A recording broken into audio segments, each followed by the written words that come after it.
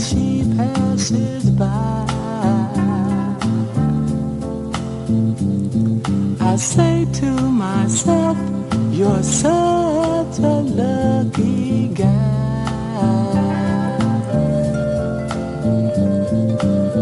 to have a girl like her. It's truly a dream come true. Out of all the fellas in the world, she belongs to you. But it was just my imagination running away with me. It was just my imagination running away with me. Soon we'll be married and raise a family. Oh yeah. A cozy little home out in the country with 2 children, maybe 3. I tell you,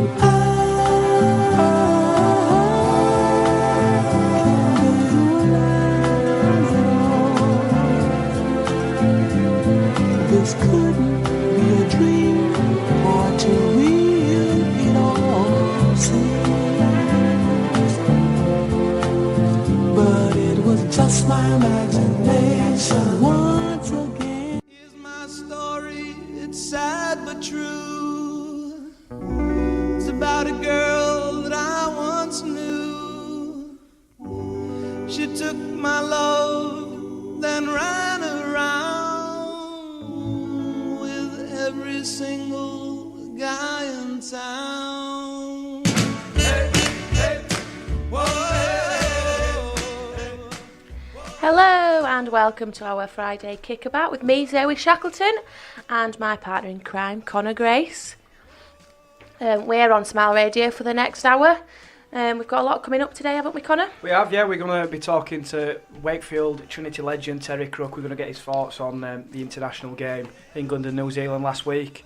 And we're going to do a bit of a looking ahead to the 2019 season from a Wakefield point of view. First of all, Zoe, England shocked us a bit last week. They were pretty good. All of our predictions last week were rubbish. We thought New Zealand were just going to walk all over. But I thought England played really well, especially in that second half. I thought they really stepped it up. First half was a bit hit and miss for me, but they definitely came out in that second half and played really well. And that Oliver Gildart try was bit special as well, and he's regained his place again this week. So yeah, it'll be interesting to see how they go on Sunday at Anfield. I think New Zealand maybe took it a bit easy against them last time and maybe they thought in the back of their minds that it'd be easy for them, but obviously they were proved wrong, and it just sets up for the rest of the test now. See, I think that one of the most pleasing things about it is I think England can still go up 2 gears. I think they've got something else in them. Like you said, for the first half, looked a bit patchy, and I still think they've not got the halves correct. I think the spine of the team lack a little bit of cohesion, and I think they need to start getting the balance right between both hookers. I think Josh Hodgson was probably on the field a bit too long last week, and Darryl Clark, when he came on, although he probably didn't play as well as he'd have hoped, Clark, by his standards, he just offers that little bit more and speeds the game up for me. Yeah, for me, I think I'd choose Darryl Clark over Josh Hodgson after last weekend. Josh Hodgson, I don't know. I can't get his name out. I like them both. I like the thought of Clark. I think he's effective when he comes off the bench because he's got a bit of pace. But he needs to come on and sooner. Quick as the game. I just think Wayne Bennett needs to be a bit smarter in using him. I think leave Hodgson on for 20 minutes. Let him do the hard graft. Get the forwards working behind him. But don't leave him out there too long because he tries. He's got an habit, Josh Hodgson, of trying to just do a little bit too much, take control of hooker and take control of the forwards, but he's also plays as an extra half. Let him do the hard work, let him tire the New Zealand forwards out, and then bring Darryl Clark on to cause a bit of chaos for me. I think I agree with you on that one. What did you think to the halves combination of Williams and Tompkins. Probably as I expected. Tompkins went in for a nice try, showed some feet, but I just think there's no kicking game out there, and that's probably why Wayne Bennett wants to keep Hodgson out there for a little bit longer than we'd like him to be, because he does offer out of dummy half a little bit of a kicking game. I just think. But that is something that we are lacking, and we have got quite a lacking in halves in general. Really, Yeah, I mean, yeah. who would you put in or to replace? I think I'd probably just keep. I'd keep him because there's no point Of course, changing it now. yeah, of course. I think you have to keep Williams and Tompkins. I just think they've. But in general, with injuries and etc., we don't really have anybody else to put in that position. No, his hands are tied a little bit. So yeah, I just hope that they go and throw the ball around a little bit more than what they did last week, and really test them. I do think it'll be a better standard of game maybe this week. I'm sure New Zealand will, like you said as well with England, it's a similar situation with New Zealand. They can step it up a lot more than that and play a lot better than they did on last Saturday. They showed a couple of bits of brilliance for Zelezniak's try. But again, they'll be able to throw it about a bit, and I think we're in for a real good game this weekend. Well, I certainly hope so. We're going to go live to Wakefield Trinity legend and a really good friend of mine. Terry, how are you? Hello, Connor. Nice morning. Yeah, of course, mate. Before we get started and talk about the internationals and what have you in Wakefield's 2019 season, just how are you finding the off-season? Are you missing it? Boring, isn't it, mate? Yeah, it's boring. Tell me about it. I like something to do on a Thursday, Friday night, Sunday afternoon, as you do. But we've had the internationals to look forward to, and hey, it'll soon be Boxing Day. We'll soon be at Headingley, won't we? For the with us 24 layers on, we will, mate. Yeah. We will. You watched the game last week, England and New Zealand. How do you think England went on? I thought it was a tough old game, a typical, people say, an old-fashioned international. There was no backward paces, were there? And England did very well, coming out with a victory. 2-2, 1 down, 2 to go. And of course, England have lost captain Sean O'Loughlin. To me, he's past his sell-by date. Dare I say that? Well, I've said it now. You can say, listen, Terry. Listen, I've been say what you want. I'm respectful of Sean O'Loughlin. I think he's been a good player for a long period of time, and he still, when he plays, he still does a good job. But I think we've just trying to carry him a little bit too long, and we need some fresh blood, I think. And of course, Adam Milner, he's going to be the fresh blood from the bench, isn't he? The Castleford. Yeah. What do you make of that? Utility forward. Are you looking forward to seeing Milner? I am actually. He's a no-nonsense player. He's caused Trinity a lot of problems over the years, and a local lad. And I wish him all the very best, albeit from the bench. Yeah, well, like you said, he always has that knack of scoring against Wakefield, doesn't he? He seems to just up his game when he plays Wakefield. So let's hope he can do it against the Kiwis tomorrow. On Sunday. So looking into this, we've just discussed that England have probably got a little bit. As daft as it sounds, they played well last week. They've probably got a little bit more improvement in them, but we're going to expect a bit more improvement from the Kiwis too, aren't we? It's a young side. We kept hearing that last week, didn't we? That it's a young side. The coach Michael Maguire has got to increase. I think the experience of these players, and you can only get international experience. I know it's stating the obvious, Connor, by playing international matches. And for me, there are not enough international matches. Gone are the days when we had touring teams going over to Australia and coming the other way, and New Zealand and the other way. They will get better.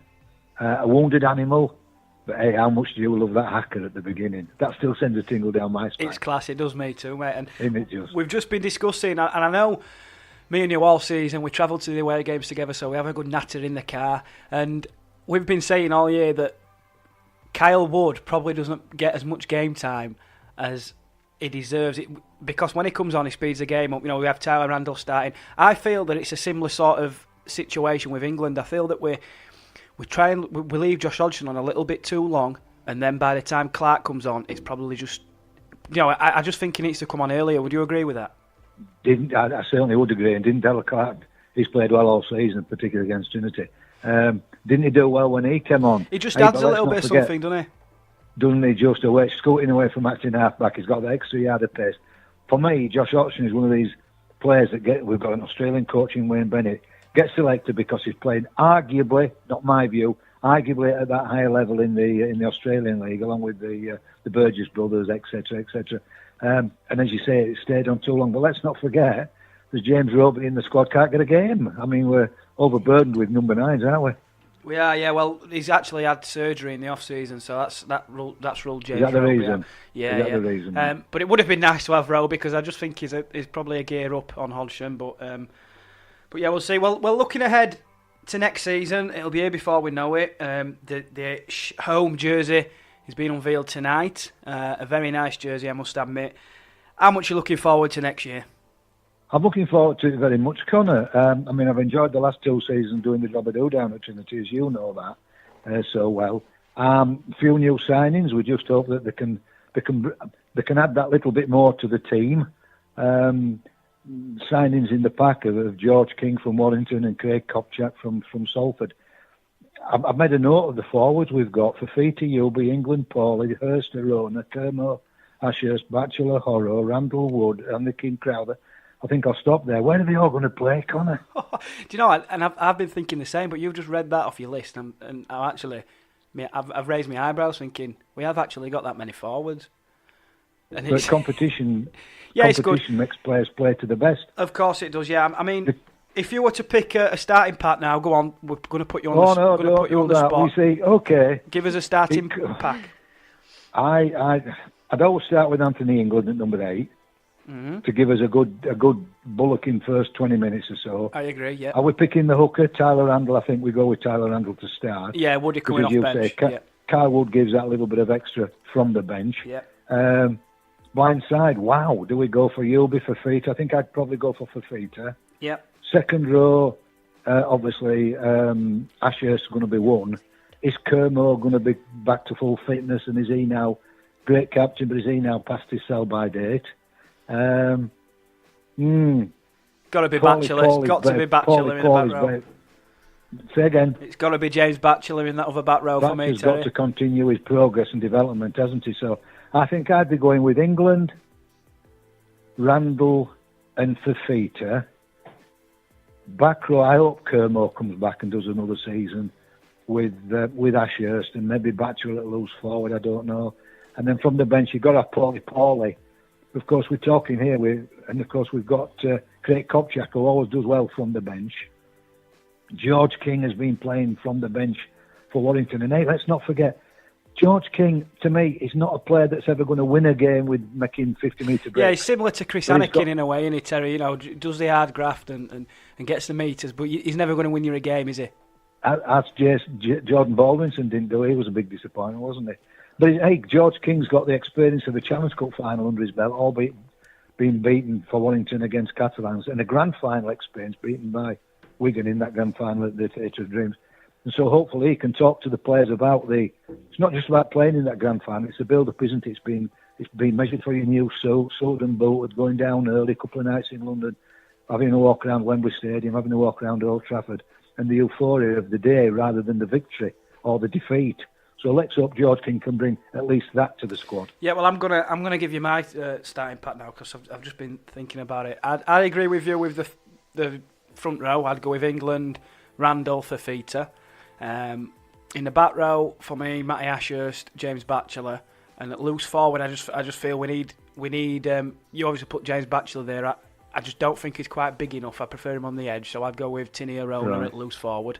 And then on the bench, obviously we've got Kyle Wood. Paulie to come on as a back rower, and then 2 middles. Craig Yubi's one, and the other is Craig Kopchak for me. Yeah, so that leaves George King for now doesn't get a game. And Keegan Hurst doesn't get a game. Chris Anakin. And Chris of course, Anakin. Hey, we've got Jordan Crowther did well at the end of the season. Let's not forget Jordy. Hey, I'm looking forward to seeing how Jordy gets on, especially if he gets a good pre-season. He's in with a shout with that loose forward position for me. Absolutely. So yeah, all in all, Terry, are we in good spirits then ahead of the 2019 season? How do you see it panning out? Is it a case of aiming for that top 4, top 5 spots again? We finished 5th the last 2 seasons, Connor, as everybody knows, and let's hope that the signings we've made and the experience that the younger players have now gained, just to take us to that next level. You look at the games that we got beat so close to the last season, we could so easily have been in the top four. I know it's history now, but we could so easily have been in that top four. And let's remember Warrington finished fourth and went to the grand final by beating the top side St Helens. It could have been us, and let's hope next season it is. And before you go, Terry, I just want to ask you, proud moment for the club, getting Tom Johnston and Reece Lynn in that England elite squad, and James Batchelor in the England night squad. It's great for those three lads, isn't it? What the experience they'll pick up over the next month or so. Everybody thought Reece Lynn was going to go out to sunny Sydney and sunny Papua New Guinea, and he was kept in the elite squad. He was kept back in the England squad, which is great, and he ended up going to Hull, Liverpool and Leeds for the 3 matches. I think I'd have been preferring going with the Knights. But, we discussed that last week. Reece Lynn did well in the game against France, as did Tom Johnson with the hat-trick. And very disappointing not to be picked in the full international against the Kiwis last weekend. But Tommy Makinson, I'm thinking, they were peppering Tommy Makinson, who replaced Tom Johnson, with all those high balls. I'm thinking, come on, drop a couple. He did everything right, did Tommy Makinson, didn't he? He's a great winger. He's a great winger. But, hey, Connor, he didn't do anything that Tom couldn't have done. It was just frustrating that we've got Jermaine McGilvery on the right wing. Tommy Makin's an out-and-out right winger. Tom's an out-and-out left winger. And Coach Wayne Bennett picks a right winger on the left wing. And it worked. So, you don't wish players any harm, but it would be nice to see both Reece Lynn and Tom Johnson in the match. They're not in this weekend, but maybe next weekend, who knows.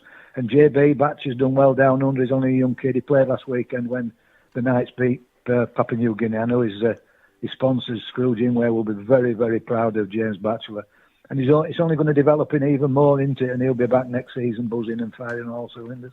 Absolutely. Well, Terry, I could talk to you all day. I'm missing us long conversations in the car on the way to the away games. But I'll see you soon and take care. Thanks for joining us, Terry. Catch up with you later, Connor. No problems, mate. Cheers, Good to mate. chat. Bye, mate. What a guy. Yeah, he's a great guy. Yeah, he's great. He's got some valid points, though. When you look down that forward pack of Wakefield and you think, you're on your list down. Who do you? Well, Terry reading out that list of just how big that pack is. I mean, who do you leave out? I would probably swing more to your side of thinking, and with a owner in that loose forward position. But it just shows that the squad Wakefield are building for next year, and I think that top four is a realist. I know they've changed the league structure about, but it's top five, isn't it? It's top five now, but if it had been last 2 years, exactly. Both years, but if Terry touched on it, looking back to this season just gone, those games we did win, but we did lose by 1 or 2 points. I think there was 6 or 7 games. I'm not sure how many it was that we lost by a couple. There were only a couple of points in it. Hull away on Easter Monday, wasn't it? That was a point.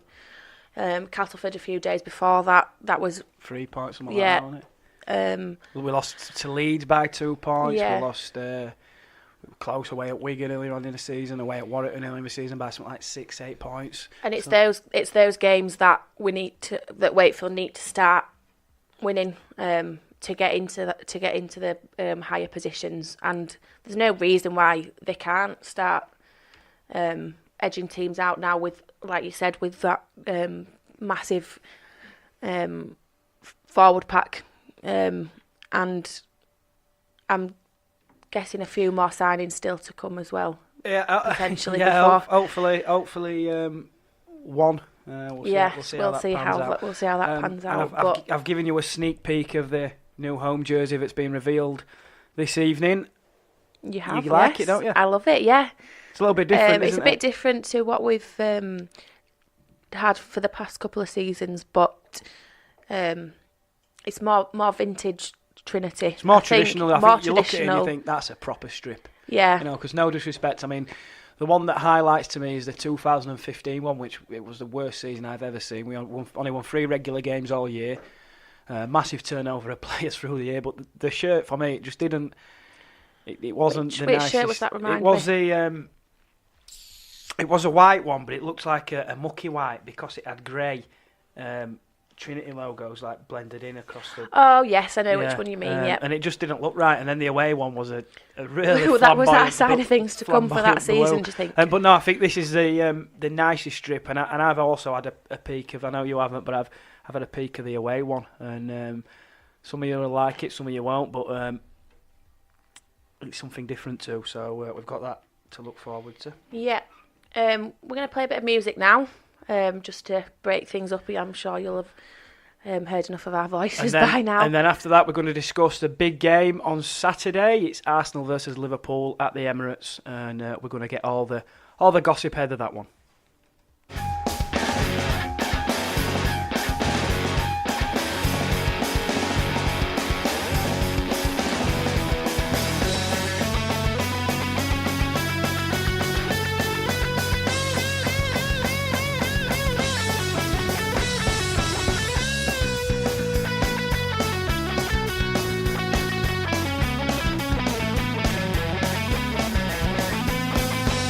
Stop making the eyes at me, I'll stop making the eyes at you. What it is that surprises me is that I don't really want you to. When your shoulders are frozen, oh, but you're an explosion. Your name isn't real, but I don't care for sand and lights in the fuse might result in a bang, bango. I bet that you look good on the dance floor. I don't know if you're looking for romance or I don't know what you're looking for. I said I bet that you look good on the dance floor, dancing to electro pop like a robot from 1984. Well, from 1984.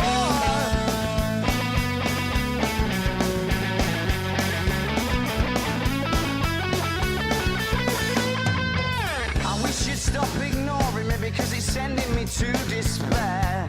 Without sound, yeah, you're calling me, and I don't think it's very fair that your shoulders are frozen. Oh, but you're an explosion. Your name isn't real, but I don't care for sand and lights in the fuse might result in a bang, bango. I bet that you look good on the dance floor. I don't know if you're looking for romance or I don't know what you're looking for. I said I bet that you look good on the dance floor, dancing to electro pop like a robot from 1984. Well, from 1984. Oh, there ain't no love, no. And Montagues or Capulets. Just banging tunes in DJ sets and dirty dance floors and dreams of naughtiness.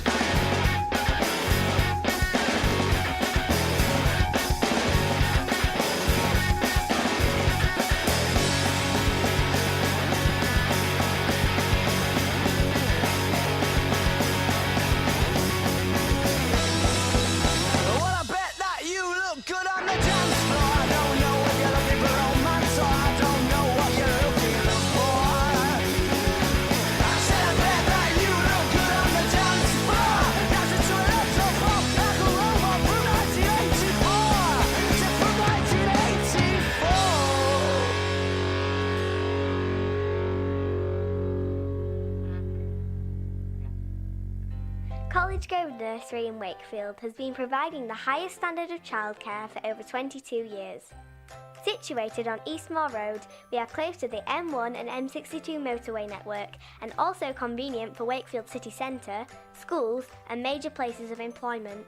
For more details, check out our website at www.collegegrovenursery.co.uk or give us a call on 01924 200 120 to arrange a visit.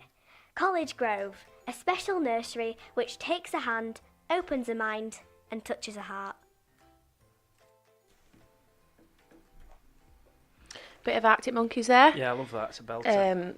Yeah, I just thought we'd mix it up a bit, put a few songs in this week because we were talking for England last week, weren't we? I could have gone on for longer than an hour. Well, we had the legend Gary Schofield to give us plenty to talk about last week, and I just would, before we start going about football, he's caused a bit of a stir this week as Scoey in the paper. He was at a dinner or something at home the other week, and just by being open and honest, he's caused a big upset. But typical Scoey has come out to tell us exactly how it happened. So go on then. I've not really read the full story. And if you haven't, I just think there was just a little paragraph in one of the papers this week that said Gary Schofield has forced somebody to quit or resign from his role after what he said during a dinner. And then if you haven't listened to Scoey answer back, then go to 4020 on Facebook. There's a few clips going round of Scoey explaining what exactly went on, and it's a great listen. He's a great bloke, Scoey. He says it how it is, and that's what we want. Yeah, he was good last week. We'll have to get him on again in a few weeks. Definitely, yeah, top bloke. Well, let's move on to football, and a big game tomorrow, one that I'll be keeping a close eye on. Arsenal and Liverpool. Arsenal disappointing to lose. Drew 2-2, didn't they, against Palace? To lose 2 points and draw against Palace last week, but back on home turf, this is going to be a real test for them, because apart from the 2 big games in the first couple of weeks, they haven't really had a big test. So tomorrow we'll get to see what Arsenal are really made of, won't we? Yeah, and I think we'll see, cause like you said, it is one of the toughest tests of the season. I think Liverpool have come out this season and they're absolutely fantastic, right up there with Man City at the top, and I think it'll test Arsenal, and we'll see sort of their pedigree for the season. I think under the new boss, they have played well, and bar that blip against Crystal Palace at the weekend. So I think it'll be a real test for them, and if they can get a result out of it, then I think it'll show that they've got enough to be in the top 4. I think this. I think they have anyway. I think at this present minute, I think they're probably a bit better than Spurs at the minute. I think they're better than Manchester United at the minute. So for me, you've got Man City, Liverpool, Chelsea, and Arsenal as a top 4. If I were to pick one now, but no, I'm gonna have my neutral cap on. I'm an Arsenal fan, as you all know, but I'm gonna go with Arsenal tomorrow. Surprise, surprise! You're looking at me, Rich, to say you were gonna say that anyway. But I'm gonna go with Arsenal tomorrow. I think being at home, I think they can blow teams away. I mean, they can even play a half and be as poor as they've been all season, but then come out in the second half and in 5 or 10 minute periods, they're capable of blowing anybody away. Well, that was the case a couple of weeks ago. Who were they playing? They were playing on a Monday night. Leicester, wasn't it? 1-0 down just before half time. Yeah. Scored just after half time, and then two goals in 2 minutes. They scored some fantastic goals and glimpses of what they can do and what they've got in their team. And it's as cliche as it sounds. That's what it takes. Just a couple of seconds of brilliance to beat teams. And I think they'll need that against Liverpool tomorrow. Well, they're capable of blowing anybody away. We know that, and the couple of injury doubts leading on. They're going to do tests in the morning, see how they are. But Hector Bellerin, he went off last week with an injury. You weren't too impressed with him though a couple of weeks ago, were you? No, I think he's good going forward. He always has been, but I just think he's a little bit suspect defensively. I think maybe Stefan Lichtsteiner, who got his first goal for Arsenal in midweek, he seems to have settled in nicely. He doesn't have the legs that Bellerin has, but as an out-and-out defender to sit as a bank of a back 4, which I think Arsenal probably need to do, I think Lichtsteiner will fit in nicely there. So I'd be tempted to start with him over Bellerin anyway, and try and just tighten up defensively, and then hope that Mesut Ozil, Aubameyang, Lacazette, Mkhitaryan, Iwobi, whoever they play in those positions, can provide the quality up top. And I would primarily. I'd set Go on, then. up. What are you predicting the score will be tomorrow? Well, even though I've just said I hope Arsenal are a bank of 4 and stay solid, I think they will concede some goals because the nature is just attack, and especially at home. So I expect Liverpool to maybe grab a couple of goals, but I expect Arsenal to outscore them. So I'm going to go 3-2 at Arsenal. Big scoring game, you reckon? I think they always are against Liverpool because they've got the same sort of principles as Arsenal. Go out there and attack. I'm going Liverpool. I think Liverpool will win. I don't think it'll be as high scoring as that, but I'm going to go 2-1 to Liverpool. Well, we shall see. I know that's late kick-off at 5:30, and then Wolves are playing Tottenham at 8:15. We heard from Gary Neville, his comments this week about Tottenham before Pochettino took charge. He's come out and said on Monday that they're gutless, spineless, and Harry Redknapp has come out and defended himself.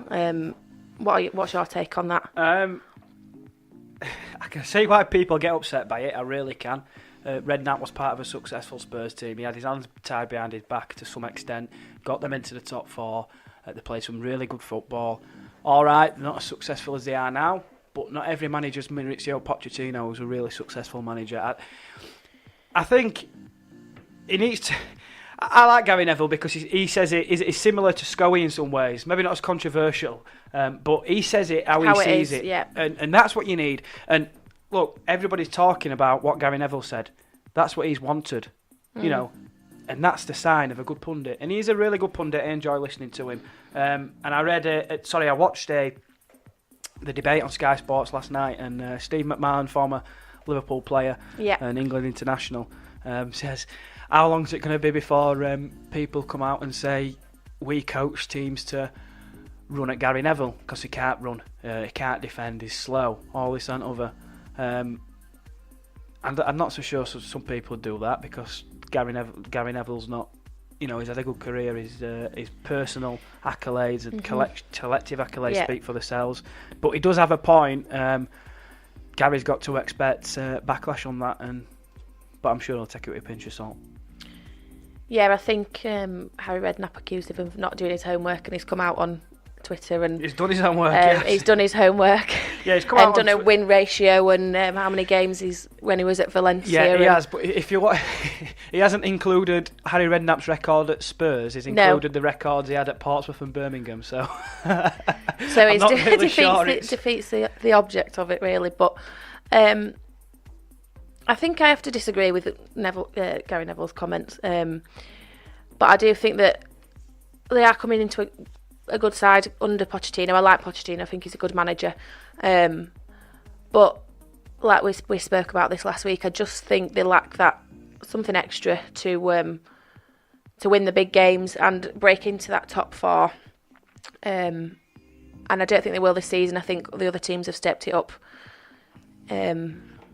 Another gear this season, the Liverpool's, Man City, and Chelsea and Arsenal, and I don't think they'll do enough this season they might finish 5th or 6th, depending on how Man United go towards the end of the season. But at the minute, I don't think they've got enough to break into that top four. I think they'll beat Wolves tomorrow, though. Is it at Wolves? It's at Wolves, yeah. Yeah, well... but Wolves are doing all right. I'll be crossing my fingers for a Wolves win on that one, definitely. What we got coming up next, Rich? What track we got to put on next? We've got Seven Nation Army by the White Stripes. Just a shout out before we play that. Kieran McQuillan, if you're listening, I'll be singing for you. Okay, mate.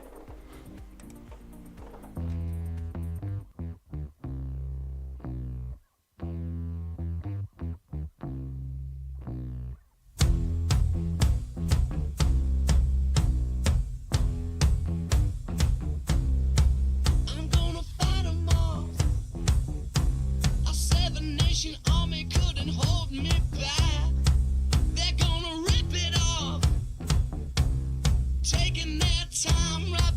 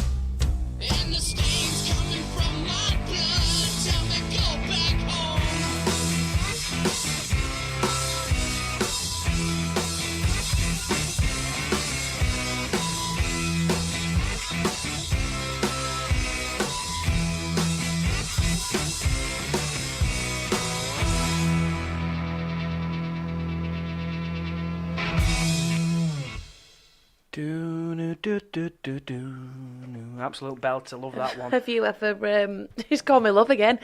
I said I love that one.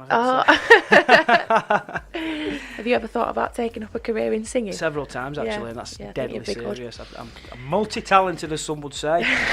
Well, coming out in the news yesterday was Raheem Sterling has verbally agreed a new 5-year deal at Man City. Thought to be around £300,000 a week. I'm never going to see that kind of money in my lifetime, so it's just ridiculous. I think it's absolutely nobody's worth. He's a great footballer, don't get me wrong, but it really... You liar. I saw a tweet the other day on a profile a while ago, I'll give it that, but it said, really do not rate Raheem Sterling. Well, I'll put my thoughts aside, but nobody is worth it. It really grinds my gears, and it's something that I get annoyed about, because nobody is worth that much money. And the wages and everything in football, it is just ridiculous. Unfortunately, that's just the way it is, as much as it's... Oh, I know that, but... It's only going to get worse as well, but looking from a footballing point of view... Yes, let's put that aside. He was in the spotlight a lot in the summer with England, we know about that, but in terms of how he started this season, for me he's been one of Man City's best players, and he's taken his club form from last season into this year. I've been really impressed with Sterling. Yeah, he's always played better for Man City, I think. England, he was a bit... He's a scapegoat for England. Of course he is, yeah. And it must be hard for him going to play for England, knowing that he's the one that is targeted every single week. When he plays at Man City, it's as if he's had a massive release. Yeah, yeah. And he just seems to play what's in front of him and play with freedom. And he can't do that with England. Because he gets targeted, and he could have the best game of his life and still do something wrong. But I still think it's ridiculous. I'm a big fan of Sterling. I know you are. And I will. I mean, we had a conversation in the summer about how didn't really rate him, and I says, look, for England, I don't think he's the best.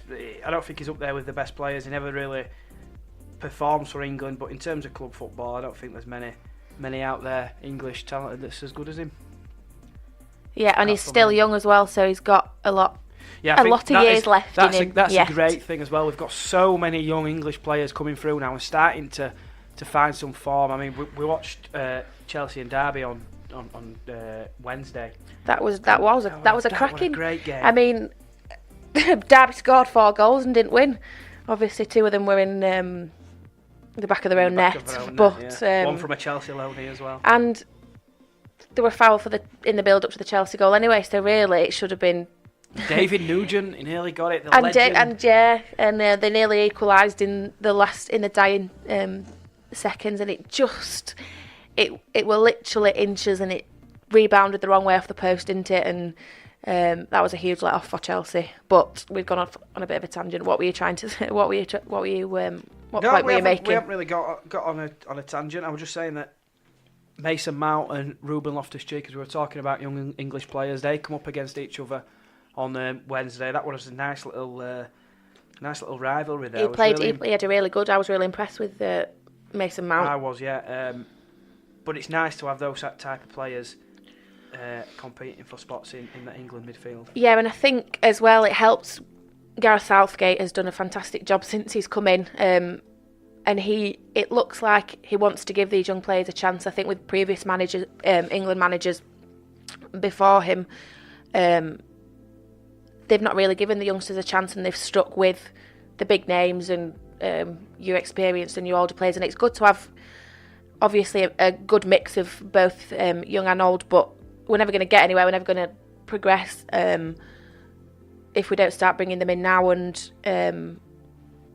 obviously with the new international competition, there's a big chance for Southgate to bring in these new young players, and they've performed really well, and it's a bright future, I would say. Yeah, I agree. We've got to mention, and with a heavy heart, it's a really sad story that came out last Saturday after the Leicester game, but the Leicester owner, and along with 4 other people as well, sadly lost his life after the helicopter crash.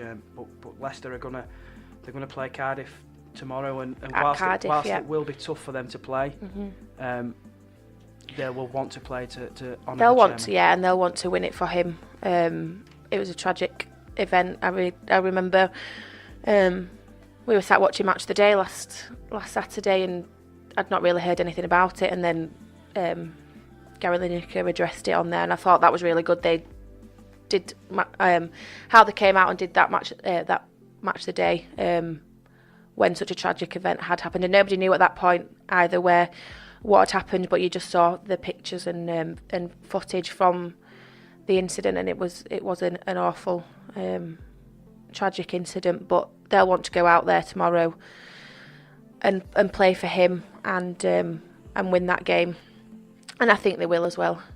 Yeah, well, he's come out as Claude Powell, the Leicester manager, and says the result is not important when they play Cardiff on Saturday. It's the first match since the club's owner died in a helicopter crash at the weekend. Because they were due to play in the League Cup, weren't they? Kickabout Cup, yeah, they was meant to be playing Southampton. Yeah, meant to be playing Southampton, and obviously that game, and rightly so, was postponed. And you think about obviously the win, lose or draw, they're not going to be bothered about that tomorrow. But just paying tribute to the owner, and he has created history for them, and winning the Premiership a couple of years ago, and it'll be a sad loss for them. And I imagine tomorrow's game will be really difficult for them. Well, Claude Powell's come out and said playing football has not been at the front of our minds this week, but for this weekend and all the matches thereafter, we play to honour a man who did so much for our club. The result is not important, but our desire, our actions to give our best on the pitch to honour the chairman is the most important thing. I'm confident after I saw my players at training that they can give their best. Albeit tomorrow, like they say, the result's not at the back of the mind, but if Leicester ever need something to go up a gear in the games and do something for the club and finish as high as they can, that's going to be the driving force behind it, which is a great motivation for them, even at such a sad storyline. Yeah, but I think that statement from Claude Powell is touching, and I think a really nice statement and sentiment from him as well. But let's move on as well to other fixtures this weekend. Who have we got playing in Premiership and Championship this weekend? There's quite a few games on tomorrow, isn't there, and Sunday? Yeah, the early kick-off tomorrow, Bournemouth and Man United at Bournemouth, and Bournemouth are on fire, absolutely on fire. And I've always said this about Bournemouth since they've come in the Premier League. On paper, I like Bournemouth. Season after season, you'll look down their list every single year and you'll think, they're going to struggle this year. They just don't have that quality. And I still look at it and I think, he's not that good. There's better players than him in Premier League. But they know the way to play. They've got players that suit the system they play. They've got players that work hard. And they've got a great manager as well. well. More importantly, they've got a group of players that would do anything for their manager. And when you look at their opposition, who they're playing, Man United, do all the Man United players go out and play for Jose Mourinho? I highly doubt it. But the early kick-off, that'll be an absolute cracker of a game for me, that one. Yeah, and I think Bournemouth might just edge it. Do you think Bournemouth will beat Man U? Yeah.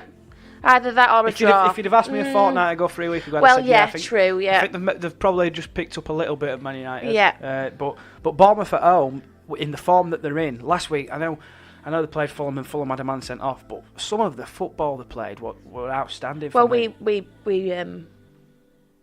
put a bet on that, didn't we? And didn't come in. We're rubbish. We'll not talk about that. But Callum Wilson is in the form of his life. Yes. And he just seems to get better and better. I'm surprised he's not really had much of a chance with England before now.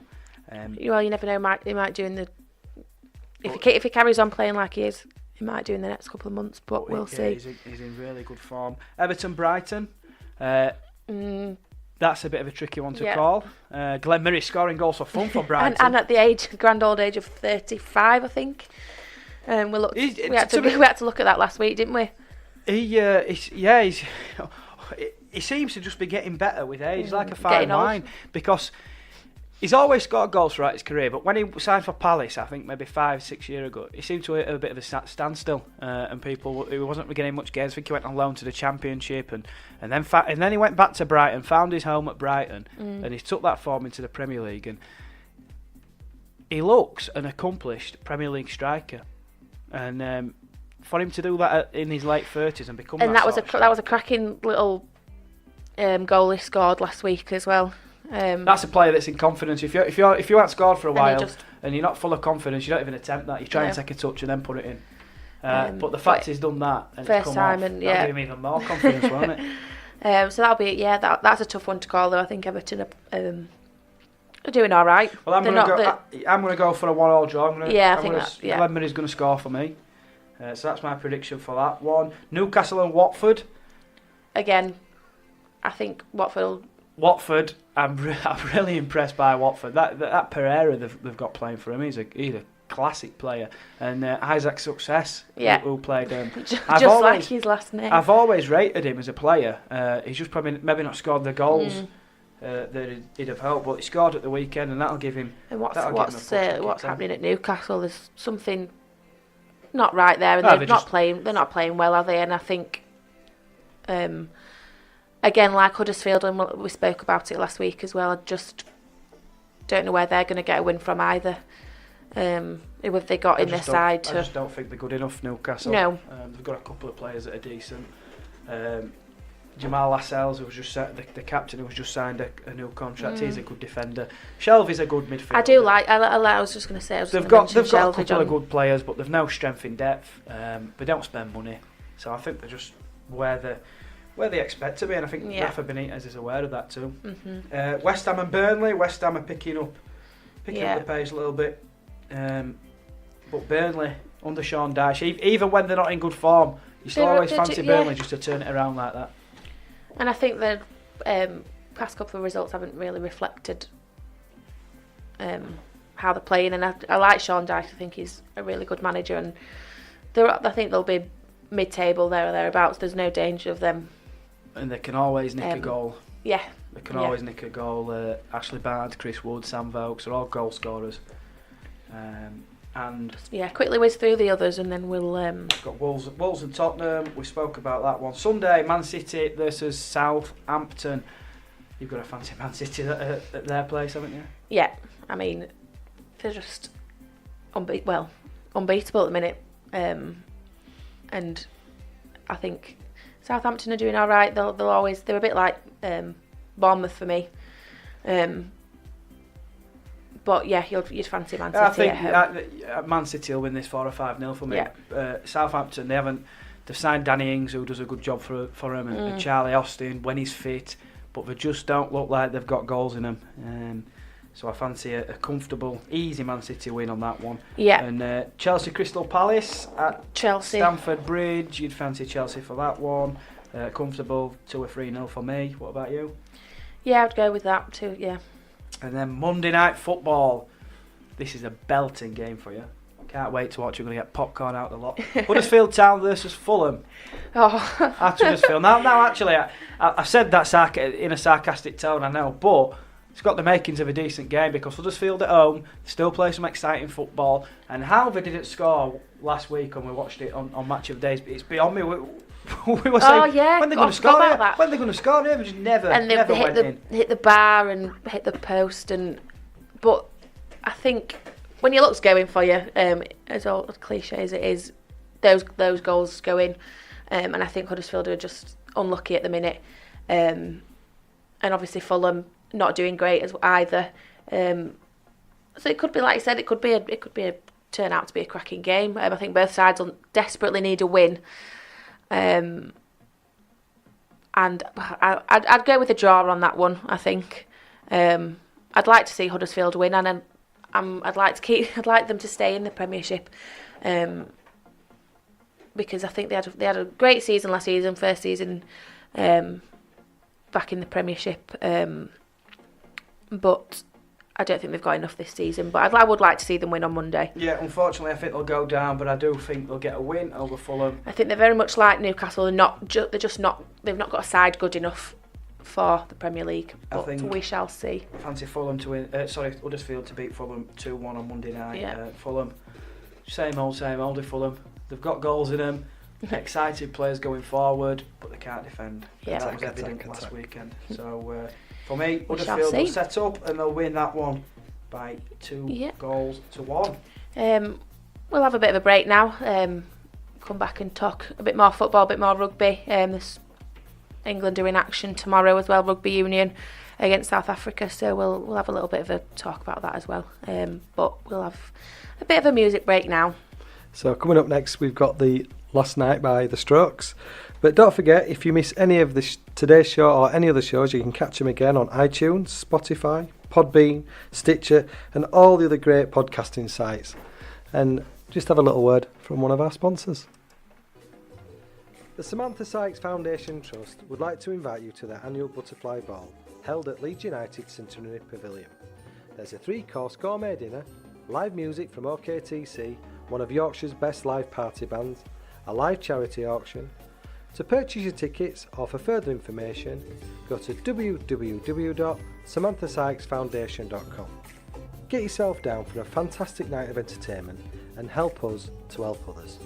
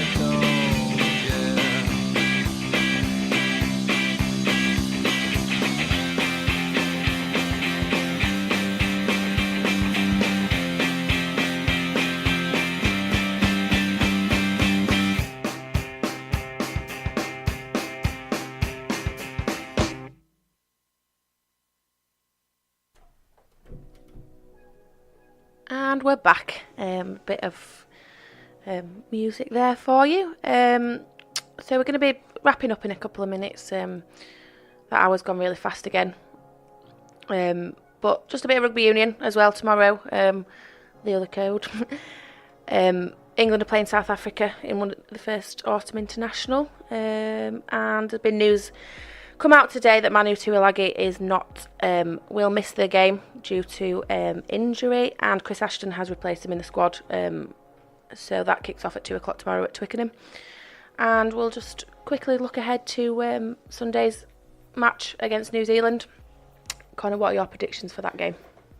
I think, I don't know, I hope England get the job done. Part of me wants England to get the job done. Part of me wants England to lose, so it all goes down to the wire at Ellen Road next week. I don't know, I think England have got some improvement in them. New Zealand have got some improvement in them too. I think it'll be another close game that'll probably go down to the wire in the last couple of minutes. But if I'm going to put my neck on the line and make a prediction, I'm probably going to say that New Zealand will win by between 2 and 6 points. Yeah, I think I agree with you there. But we predicted that last week and we were wrong, so you never know. But I think I would like it. Like you said, I'd like England to win, obviously, but I'd also like New Zealand to win to set up just to make it a bit more interesting, a bit more of a game going into the final game at Elland Road, which I think looks set to be a good crowd. I know there was talk this week. Obviously, the crowd at Hull wasn't as big as expected. It was a little bit. I mean, we spoke about it Friday on the low side, yeah. Didn't we? And we thought we were going to probably a little bit more than I expected, but still, it's not what you would expect for an international game. No, and that's something to talk about over the next couple of weeks when we see, or if we see the crowd improve this Sunday and at Elland Road. What can be done to promote that and get that international. It'll generate a really good international atmosphere. Crowd. It'll generate a really good atmosphere at Elland Road. Of the locals, the Leeds contingent will be out in force, and I think the atmosphere will be great there. Hopefully, England can perform for them. Just a one in force change to the squad.